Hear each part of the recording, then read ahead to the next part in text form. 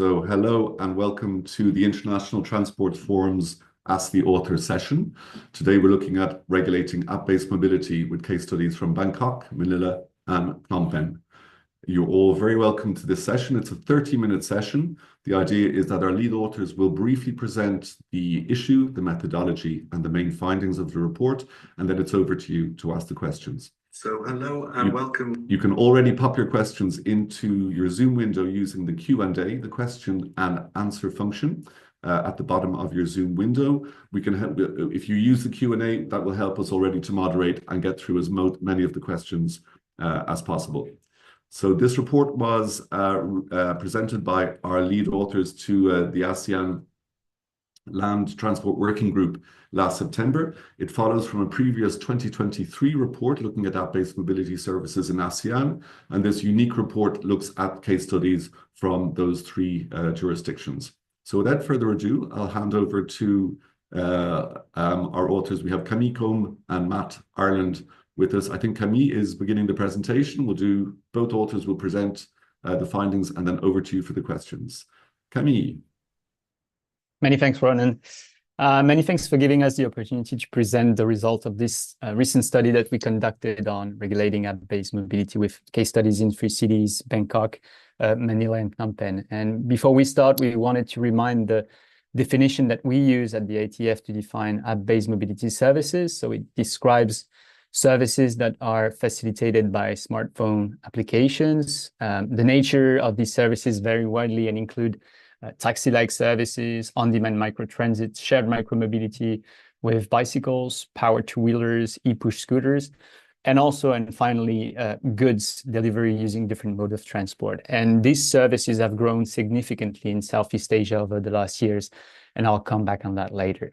If you go on to the next slide, this project builds on the conclusions of the recent report that the ATF published on regulating app-based mobility services in ASEAN, which was published in April 2023. And as part of this new report, we assessed the benefits and challenges associated with the deployment of app-based mobility services. We also examined the integration of these services with existing urban transport networks and also the policies facilitating such integration. And finally, we also considered the emergence of the so-called super apps in the three cities.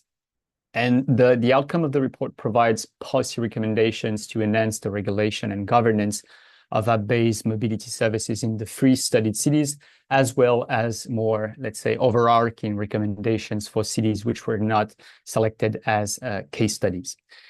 Regarding the methodology, and if you go on the next slide, the ITF engaged with local partners in each studied cities to support information gathering. We also conducted more than 20 interviews with key stakeholders from both central and local governments, app-based mobility services companies from the private sectors, and also academia. And the ITF used all these inputs to develop policy recommendations that were then reviewed by independent external experts as well as ASEAN member states. Looking at the situation in Southeast Asia on the development of app-based mobility services, several combined determinants contributed to the emergence and adoption of app-based mobility services. And taken together, strong urban population growth, strained public transport networks, increasing per capita wealth, and higher rates of motorization and access to digital technologies have laid the ground for the emergence and rapid adoption of app-based mobility services across the region. The majority of the growth of app-based mobility services market occurred in the ride-hailing market. And if we look more specifically at the ride-hailing market, we saw that the 2024-2028 projected revenue compound annual growth rate for ride-hailing appears higher in ASEAN member states, which have been slightly slower adopters of digitalization. So it demonstrates a catch-up effect. There is also a relatively higher user penetration and projected market revenue in larger and more mature Southeast Asian markets such as Singapore, Indonesia, and Malaysia. And despite the emergence and significant growth of app-based mobility services, many ASEAN countries lack an adapted regulatory frameworks and governance structure for these services. And the regulatory status of the different types of app-based mobility services is really inconsistent across ASEAN countries. In countries such as Singapore, Indonesia, and the Philippines, most services are operating and are being regulated. In other countries such as Vietnam, services types which are operating are regulated, but regulations for services which are not yet operating do not exist. In countries such as Brunei Darussalam, Cambodia, Myanmar, and Laos PDR, we identify a lower number of existing regulated services. And finally, in countries such as Thailand and Malaysia, several types of services operate but go largely unregulated or are in a regulatory gray zone. Then if we zoom on the picture and go on the different case studies, I will just present the case study on Bangkok, and I will let my colleague Matt present the case studies on Phnom Penh and Manila and the overarching recommendations. Starting with Bangkok, we saw that the app-based mobility services landscape comprised a wide range of popular passenger and good transport services. We found that these services partly developed as a result of a public dissatisfaction towards public transport services. App-based mobility services represent a significant opportunity to address the first and last mile challenges by providing point-to-point services complementing public transport. And regarding the recommendations for Bangkok, please note that more comprehensive and detailed recommendations are in the report with more detail on the different elements of the recommendations. The first recommendation for Bangkok is that we recommend aligning regulations between conventional and app-based mobility services to address the regulatory disparities that exist between conventional and app-based mobility services. The report also recommends updating regulations in place to embrace emerging sustainable mobility options, and this includes the legal recognition of new types of vehicles, such as e-scooters, e-bikes, to enable their uptake. And finally, this report recommends integrating app-based mobility services with public transport to solve first and last mile challenges and further encourage modal shift away from private vehicle use. And Matt, now I'll give you the floor for the two overseas. Great, thanks, Kenny. So now moving on to metropolitan Manila. So what we found was both four-wheeled and two-wheeled app-based mobility services have really exploded in popularity across the metro area. In part, this is due to pressure on limited and overcrowded fixed-line public transport alternatives. So the Philippines has taken quite an iterative approach to regulation for app-based mobility over the last decade, developing a thorough framework for four-wheeled passenger services, which aligns quite well with conventional taxis that pre-existed. However, we also found significant regulatory gaps remain, particularly for motorcycle taxis and active modes, as well as some inconsistencies regarding the application of regulatory requirements to freight delivery services. So our headline recommendations for Metro Manila, firstly, to liberalize supply-related regulation for four-wheeler app-based mobility while addressing externalities holistically. Secondly, we need to fill the regulatory gaps for other types of app-based mobility services in a consistent manner with what's been done already for four-wheel services. And finally, there's a need to address inefficiencies in the licensing processes and improve cross-departmental coordination, particularly regarding super apps. And as Camille mentioned, the detail of these recommendations is set out in the report itself, and we're happy to talk on that later. So now moving on to Phnom Penh, we found app-based mobility services have really become quite an integral part of the urban transport system, particularly as previously dominant conventional paratransit modes have rapidly digitalized in the last decade or so. We found that three-wheelers make up the majority of passenger services, while motorcycles are common for freight delivery. And Cambodia has taken quite a light touch, free market approach to regulation, where requirements focus on business and vehicle registration and safety. So a slightly different approach to the other case studies. The headline recommendations we have for Phnom Penh are firstly to improve implementation and enforcement of existing regulations for app-based mobility services. Secondly, introduce new regulatory measures which are focused on safeguarding the welfare of passengers and drivers in particular. And finally, streamlining urban transport governance to better integrate app-based mobility services with other public transport modes to take full advantage of their benefits. So this report, in addition to providing quite detailed recommendations on each case study city, we also provided overarching policy recommendations which are applicable to all ASEAN member states.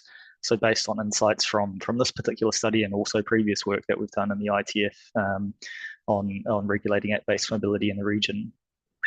And again, there's a lot more detail behind each of these headlines, but I'll just quickly cover the headlines. So firstly, we think creating a permissive regulatory environment to enable market forces to flourish is really important, and that also can help innovation kind of come forward as the industry develops over time. Secondly, we think it's important to treat incumbent mobility providers and new market entrants equally, particularly across all modes of app-based mobility. Thirdly, establishing data reporting, sharing, and analysis frameworks can help to support regulatory compliance, particularly in this new digital age. Fourthly, we think setting a minimum standard of employment protections for app-based mobility workers is important where existing social safety nets and legislation is available. Fifth, taking a broader urban environment into account and targeting regulation at addressing clear market failures is important. Also, streamlining governance and foster a more efficient cross-departmental links can really help get the full benefit while mitigating the risks of these services. And finally, as mentioned earlier, there's quite a patchwork of different approaches to regulation in the region. So we think across ASEAN member states, there should be more effort on working towards closer regulatory alignment, and this can really help drive the economic development opportunities across the region for these services. So we presented this report and it was approved by the ASEAN Land Transport Working Group in September 2024. And as you hopefully all know, the full report is published on the website. So we're very happy to take any questions and I'll hand back to Ronan now. Thank you very much indeed, Camille and Matt, for an excellent presentation. A very quick view of what is a very in-depth report with additional recommendations, as you saw in the slide there. So now it's over to you. It's your chance to ask our experts the questions. We're particularly interested in questions from our participants in Southeast Asia. To get the ball rolling, we have a question in from Brendan Finn. Brendan asks, what specifically is meant by regulatory gaps? Does it simply mean that a mode of service is not regulated or permitted, or does it go deeper into what further is required for a specific mode or service? And if so, what items are missing or insufficient in regulation? Who'd like to take that question? I'm happy to jump in firstly. So we mean both things. So it also depends on the case studies we looked at. So in some cases, particular modes of app-based mobility aren't regulated at all. So there's obviously an opportunity there to create regulations. The situation does vary by different case studies. So for example, in the Philippines, there's already draft legislation for regulating app-based motorcycle taxis, which is quite advanced. But obviously that's quite an important segment of the market there in Bangkok, which my colleague Camille can speak more about. Certain parts of micromobility aren't regulated at all. But we also dive a little bit more into the detail about what specific aspects of regulation could be enhanced and where there's kind of gaps, which we think would be useful to fill to make sure that there aren't kind of activity that should be regulated, which would be in the public interest, but currently isn't. But again, the situation varies across each of the 3 case studies, and that detail you can find in the report. Yeah, and I can complement with the example of Bangkok. Often what we saw in Bangkok is you can have a 2-tier regulatory system where the regulation is first on the vehicle, and then you have the regulation on the service. And you can have a service that is allowed to function, for example, bicycle sharing, but you can have a vehicle that is not allowed to operate. For example, an e-bike, which is not recognized currently by the regulation in Thailand. So it's something we also recommended is to also, one of the recommendation on Bangkok was also to make sure that these new modes can be recognized at least by the regulations, so that they can be deployed and to facilitate also their uptake as like operated within a service. Thanks very much, Matt and Camille. Don't hesitate to pop your questions using the Q&A function. Thanks very much. There's another question actually picking up on your Bangkok example that asks that you recommend fostering regulatory alignment between conventional and app-based mobility. Have you got examples of how exactly that can be achieved? Yes, and thank you very much for the question. What we saw in Bangkok is that you have both what we called conventional services, such as taxis, motor taxis, and the app-based versions of these services. So ride-hailing services using four-wheelers, but also ride-hailing motor taxis. And what we saw was that, how can I say that? There were some regulatory disparities between those conventional app-based mobility services regarding, for example, registration requirements, but also the vehicle characteristics. And one example was that there were specific rules that were excluding app-based mobility services from using leased vehicles, which do not apply, for example, to conventional taxi. And this may hinder market participation and innovation, but also the shift to more fuel-efficient or electric vehicles. And similarly, we saw that the regulations regarding vehicle size and engine power could be made less stringent to also allow lighter vehicles to operate for both taxis and ride-hailing services and vehicles. So yeah, there is this difference between in the way that conventional services and app-based mobility services are being regulated regarding the way vehicles are registered and the vehicle they can use. So that's why we recommend some alignment on this. That can also benefit and unlock overall benefits for societies. Great, thanks, Camille. On another note, I think you mentioned in the Phnom Penh example, for example, there is a focus on the business aspects, so there's a light touch regulation. Wan Gwing Choi has a question on the overall efficiency. How efficient are these services as a whole? Is there over or under supply resulting from free market competition? Does the report explore this aspect? Yeah, no, that's a great question. So I think in the non-Ponking case, it's a little bit different to some of the others in that there really is not too much of a kind of regulatory restrictions on the operation of these services at the moment.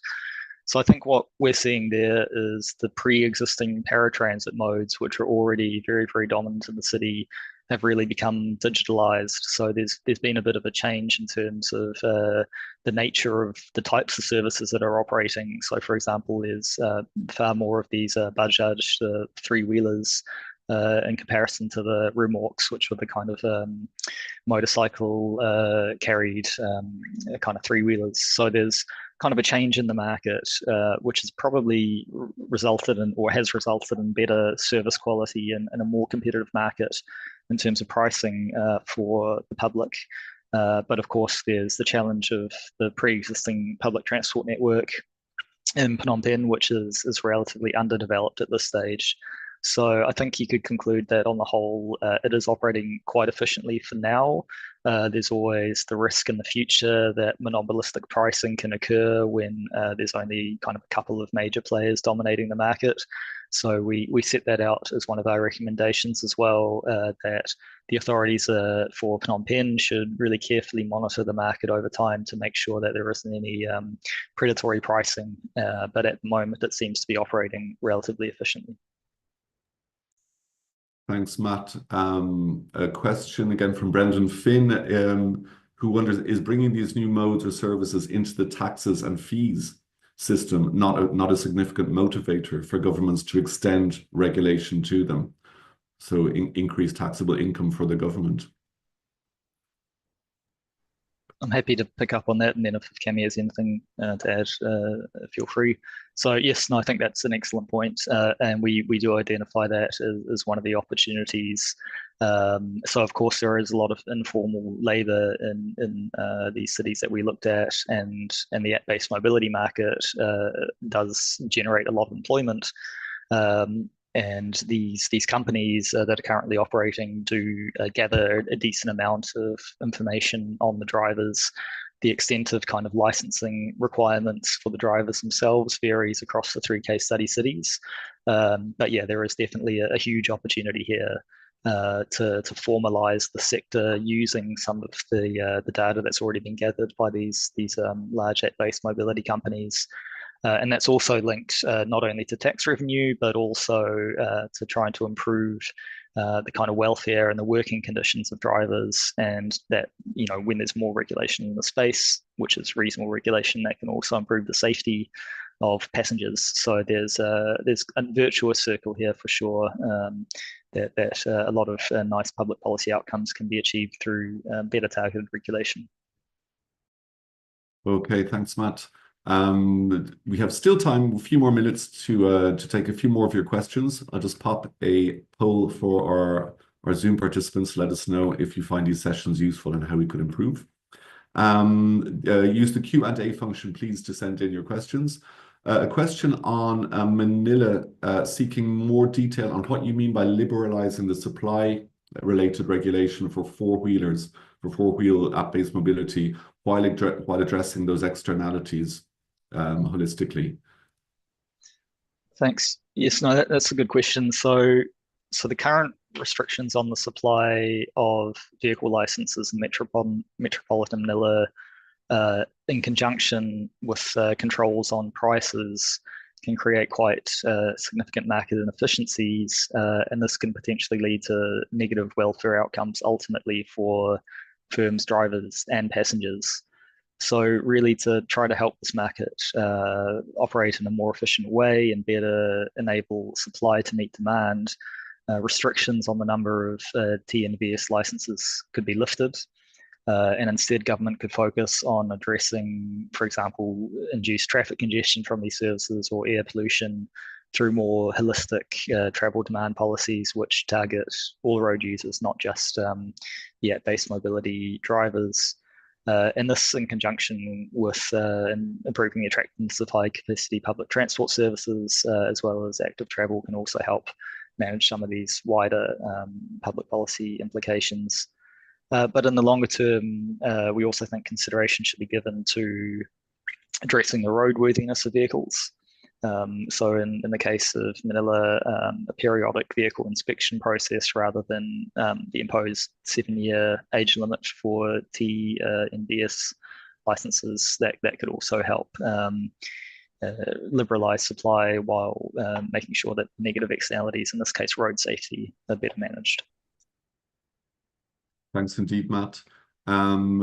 Few minutes left. Send in your questions using the Q&A. Don't hesitate. One question on the overall recommendation, the number one recommendation we have is to create a permissive regulatory environment to enable market forces and innovation to flourish. The question is how can you actually achieve this? Are there good examples of where that's happening?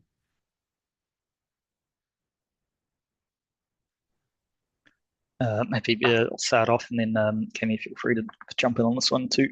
So yeah, I think it's a good question, and it's certainly something which I think should be really focused on at a kind of macro level by the government. So I think really recognizing that app-based mobility services have generated significant welfare gains and employment for the traveling public and the drivers across the region, really. But in general, we think the best approach for regulation is avoiding unnecessarily interfering in market dynamics and really focusing on regulation which enables a continued evolution of these innovative business models which are generating a lot of positive benefits. So in practice, we think this really means avoiding regulations which set unnecessary restrictions on pricing, on vehicle numbers, or on market entry, and ensuring legal frameworks are in place which permit the deployment of services using different modes, so particularly micro-mobility, and streamlining licensing applications as well as renewal of licenses. So there's a bit of area where that could be improved on the governance side. And in addition to all of this, regularly engaging with the private sector themselves and the major operators of these services, as well as driver representative groups and other relevant stakeholders are all really important to keep monitoring developments in the market and make sure regulation is as fine-tuned as possible as things evolve over time. Thanks indeed, Matt. Picking up on that fine-tuning regulation, we noted in the report that the regulation varies considerably across the ASEAN member states. The question is, should something be done about this, and why? And if so, how? Yeah, so that is certainly a major concern and something where potentially there's big benefits to be had. So we think in practice, firstly, I guess focusing on the problem of what that generates. So compliance costs for the services operating across these different markets is a lot more difficult and more expensive for these companies, given there are typically in the region a few major players that operate across multiple markets, for example, Grab. So we think having different approaches, some of which are more restrictive, some of which are more liberal, this can also really hamper the economic development opportunities of the sector as a whole, and also hamper the innovation of the services that can be provided in different markets. And we also really note through this work that many ASEAN member states face very similar challenges and very similar opportunities from regulating and governing these services. So increased collaboration between the regulators in different ASEAN member states, for example, through establishing a forum which meets semi-regularly to compare regulatory approaches and the lessons learned and the challenges faced, can really help better target and design regulation that is a bit more streamlined across the region. Again, you kind of see this happening in other regions of the world as well, where there's a bit more regulatory alignment and harmony between neighboring countries where some of these multinational services operate. And the other thing to consider is also the implementation experience. So there's one thing is creating regulations, the other is really understanding how those regulations are being applied, and that's where the engagement with both driver groups, but the private companies themselves, as well as the wider public, is very important. And also just thinking about how enforcement of regulations, once created, can most efficiently be achieved, which is also, I think, a significant challenge in the region. Thanks indeed, Matt, for a very comprehensive answer. So I see that we are just at our 30-minute time, and there are no more questions. So unless you have one or two questions, pop them in now. Otherwise, we'll wrap up the session. Just to let you know that you can stay up to date with more content that's coming soon in this area. The ITF will be in force at the COP29 in Baku in Azerbaijan, with already events beginning today. You can find out all about those with the link that's in the chat and our event link. And don't hesitate to sign up to our various newsletters and alerts for more information on that. We have 4 new reports coming out within the next 10 days on the environmental side of transport, but also including regulation. So it leaves me just to thank you very much, Matt and Camille, for an excellent report, your great presentation. Thank you very much indeed. And thanks to all our participants for your great questions. And we'll see you at the next Ask the Author session.